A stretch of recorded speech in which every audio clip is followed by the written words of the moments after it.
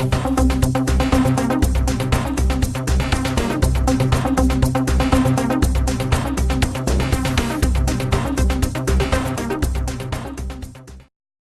ladies and gentlemen, welcome to my iMPACT review.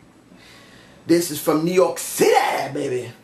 Now, we know that about maybe 2 months of iMPACT has been recorded already. This is one of those episodes. So anything that's going to happen, you're not going to see anything that's going to be any different than what they've recorded. We have to wait about 2 months to find out about what's going to happen with the six-sided ring. Now, I've heard that they're bringing it back, and several of the wrestlers are not fond of it. Look, I'm going to say this. The thing that made iMPACT so different, TNA so different, was that ring. By them getting it stripped out because of Hulk Hogan and... they should have stuck with what they had. It was completely different. So them bringing it back is actually a good thing. Now, this was an improved iMPACT. Was it a dramatically improved iMPACT? No. But it was an improvement. Now, the opening of this show, and I usually don't want to do this, but I'm going to do this because I'm doing the ending first. Seeing that Kurt Angle is now the executive director of TNA iMPACT, I never had a real problem with it. I did believe it was a little too early because one of the things that could get Lashley over as a new heavyweight champion is to have the brass on your side.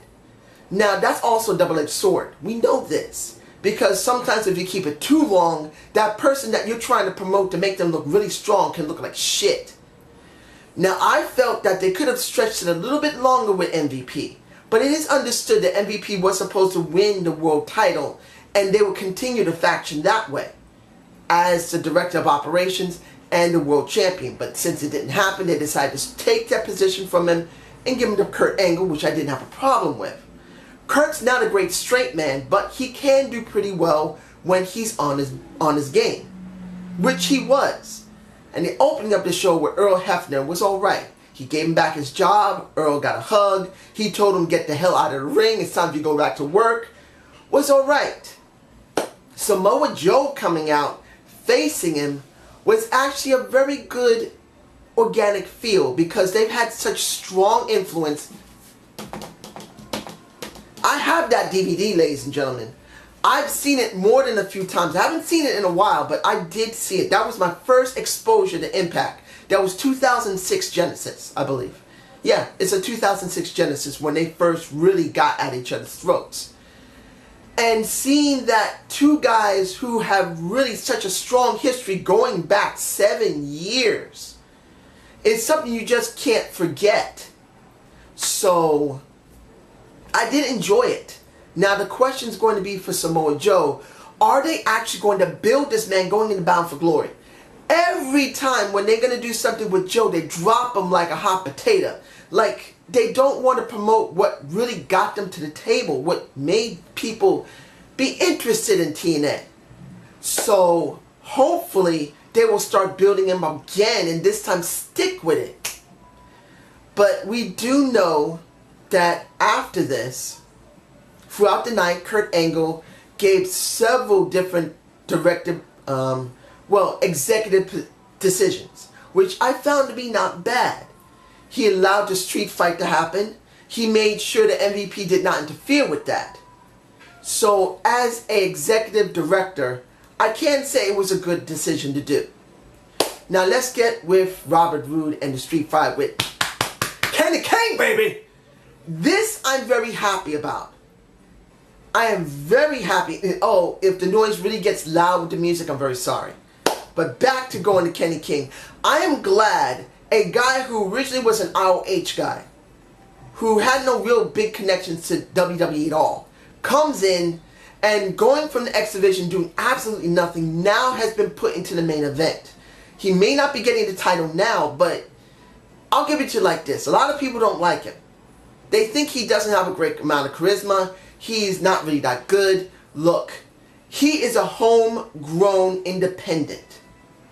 He's a homegrown independent wrestler that came from ROH, which a lot of marks like, that care about ROH, going into TNA, and now going from the X Division, he's now doing something with the main event, dealing with a former world heavyweight champion in a Robert Roode. I find that wonderful and refreshing. And if he's ever given the title, it would be similar to what happened with Chris Sabin. He would have a short run with it. And there's nothing wrong with that, counting on how well they promote him and if he does take off.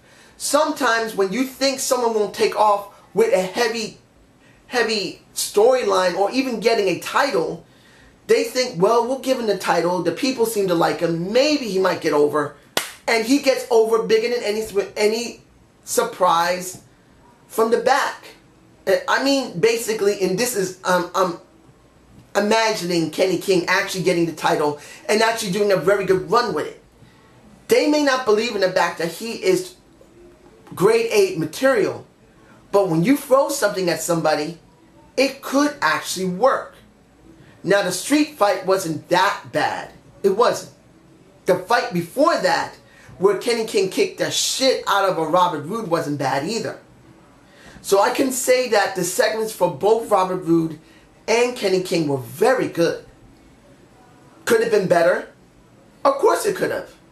I really felt that the street fight was short.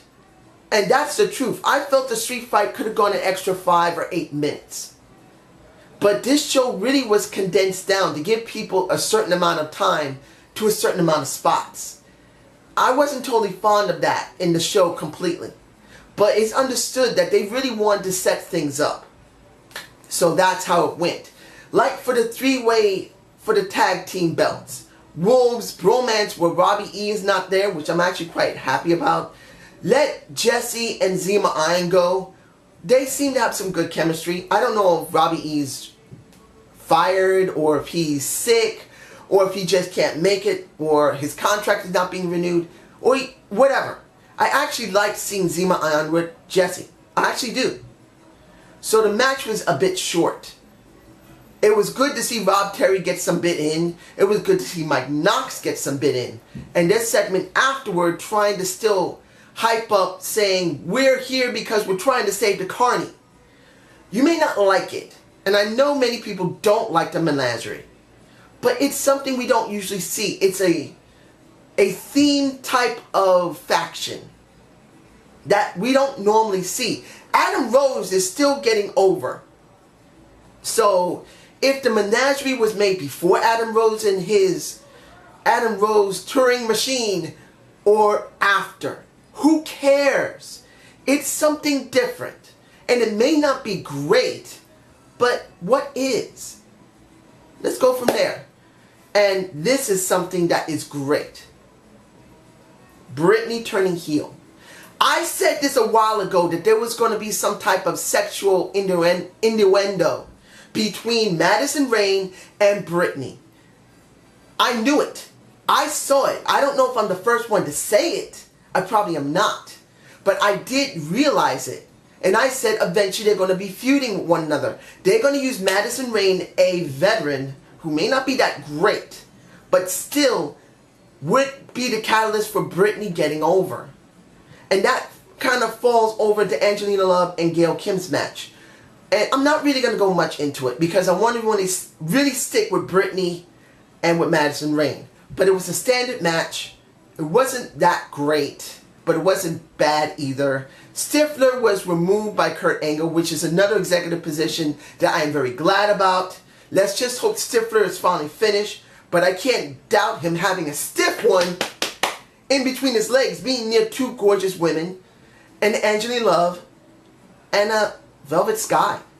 But back to Brittany and Madison Rayne.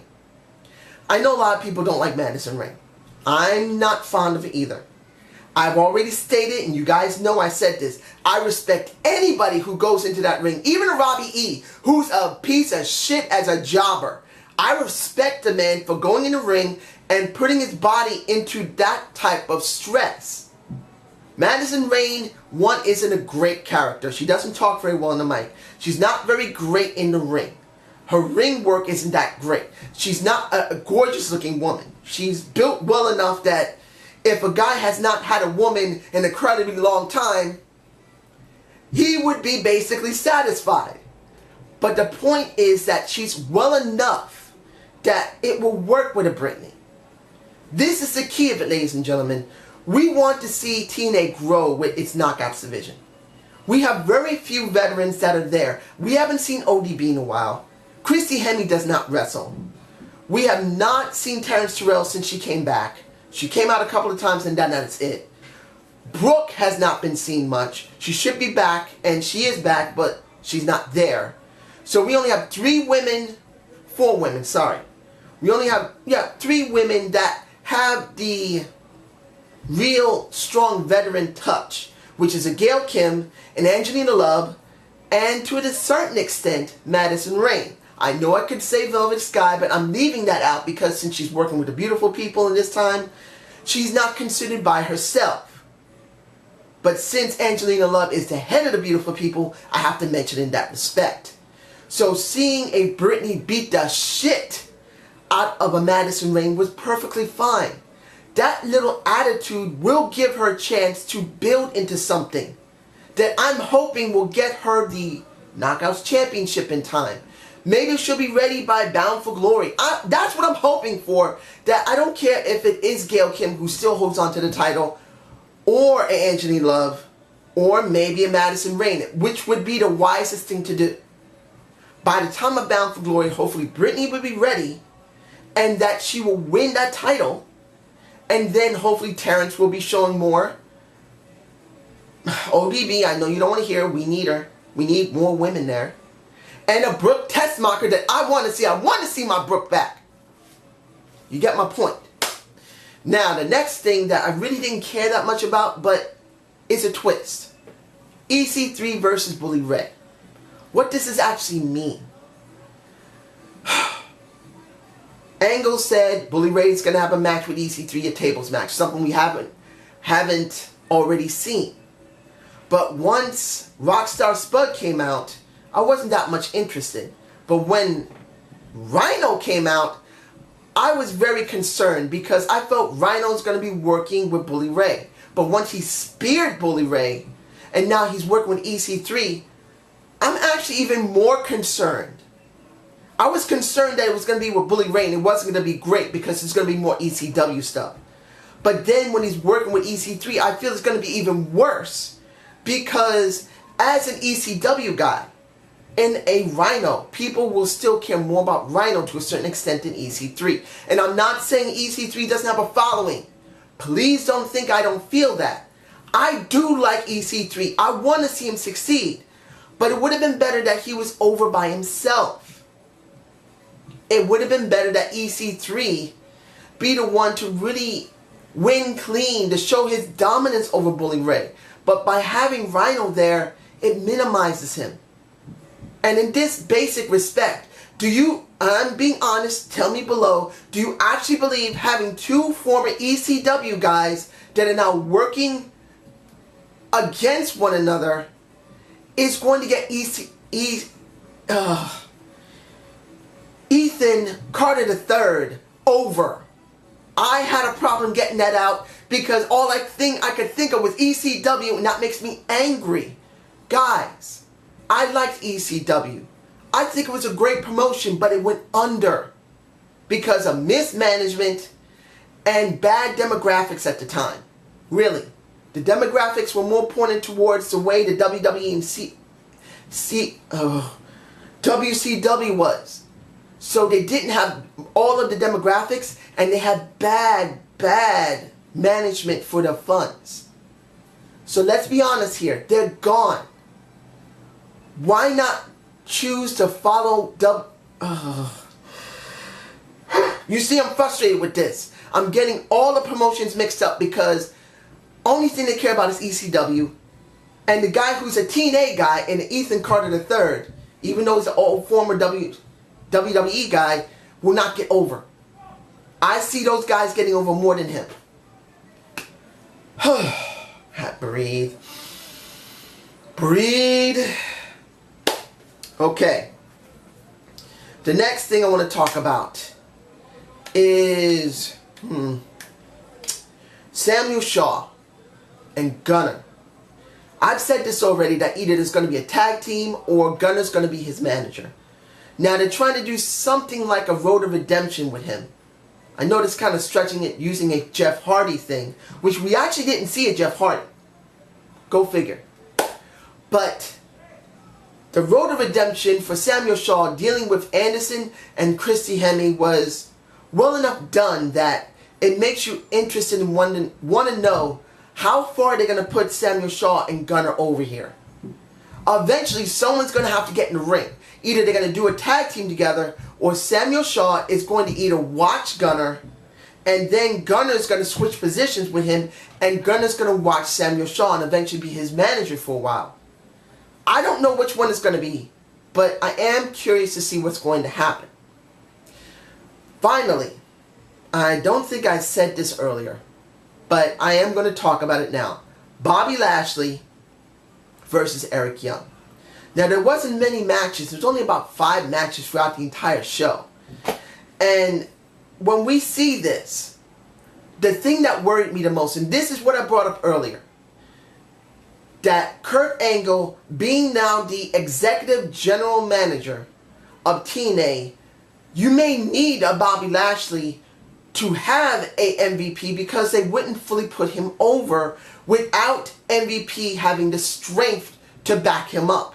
Because if they're not willing to push a Bobby Lashley fully, they may push an MVP so Bobby Lashley would get over. If that makes sense to you. But my worry was that Eli would win. Now, I don't hate Eli. I still think he's a very good character.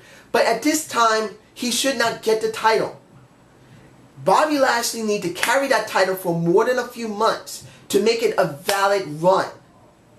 We don't see black wrestlers getting a world title. If they just let him have it back, it would have caused an uproar amongst the YWC and the IWC, honestly. So seeing that Bobby Lashley won clean, that MVP and Rude were forced to go back because of what is it? Earl Hebner, I believe, was doing... No, Brian Hebner, I think he was doing the match. I can't remember. I think he was... No, it was Earl. I'm sorry. But you get my point. Bobby really needed to win clean here, and he did. Which makes me feel very good about how TNA is still changing and improving. I can say this about this show. It was an improvement. Doesn't mean it was a vast improvement for the last 4 or 5 months. No. We're not even close to that. We won't know how much of a great improvement this is until the tapings are over and then they start doing more world tours and we actually see them using the 6-sided ring. Remember, they're going back to the 6-sided ring. I don't think it's a one-time. They said it's going to be permanent again. So, building up into the 6-sided ring is very important.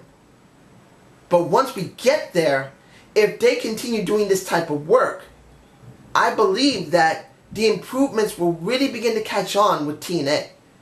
But it's still a question mark. I'm still on the fence on how far TNA is really willing to push Lashley. I'm on the fence in what we'll actually get from the faction of the Triple Threat, baby. And what's going to happen with Kenny King. What are we going to get from Samuel Shaw, a new TNA talent? What is going to happen with Brittany? Are they actually going to keep pushing her, give her the Knockouts title, and promote her properly? They may have improved on the previous shows a little bit, but will they improve the entire product over a year's period? That's the question. So I hope you enjoyed the Zane view. Please give me a comment below and tell me, please, should I actually do the Chris Jericho AJ Styles radio interview that was done on a podcast that what is it? I forgot the name of Jericho's podcast. I don't know why. It might be because I'm not fond of seeing what's going to happen with Jericho on WWE. I'm just saying. So if you think I should do it, just give me a comment below telling me, give it a shot. Tell how you feel. We'll watch it. Peace out.